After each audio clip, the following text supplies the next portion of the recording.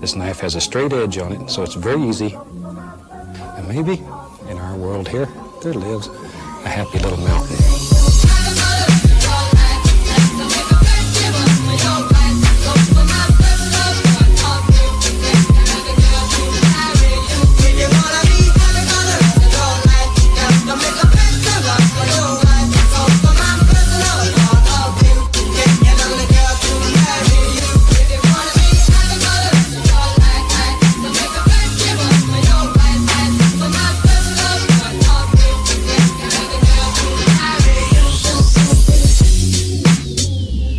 Has a straight edge on it, so it's very easy.